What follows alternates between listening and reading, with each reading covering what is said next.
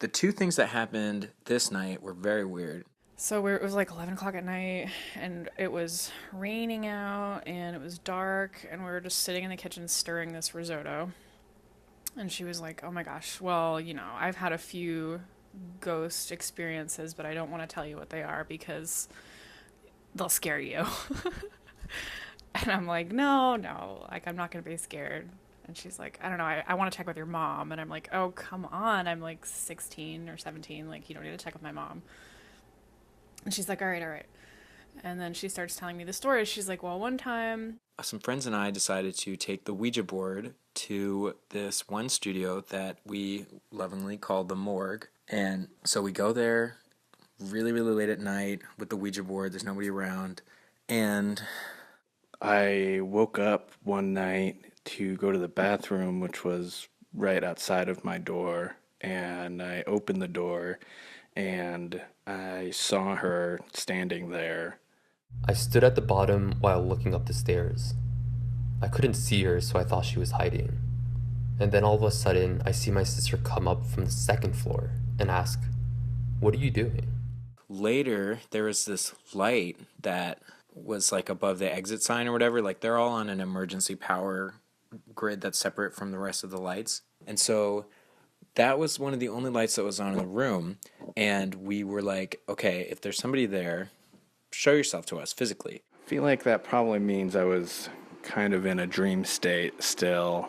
He woke up and then the camera flashed 3 times, like took 3 pictures, and then didn't take any more. And the pictures are of these like creepy forms. Like it should have just been the wallpaper of the wall it was facing. But there are these like white bubbles in the material of the Polaroids that Didn't involve seeing a literal entity or an aura of any sort, but maybe I can be a little more descriptive. And she lived in this big, beautiful house in Ridgefield, which used to be part of an estate, and it was like the original like estate manor, so it was gorgeous. And she like feng shuied the whole place out.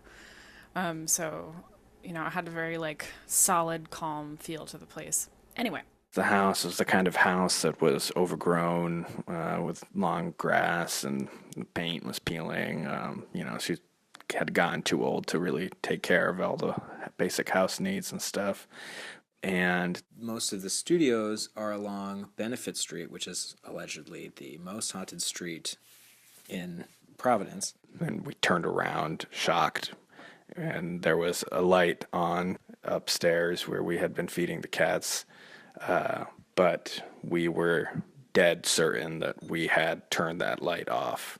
We were like, whoa, okay, if that was you flickering the light, do it again. And then, like, after a moment, like, it turned off again and then turned back on. And it was so scary. And then we were all super tense.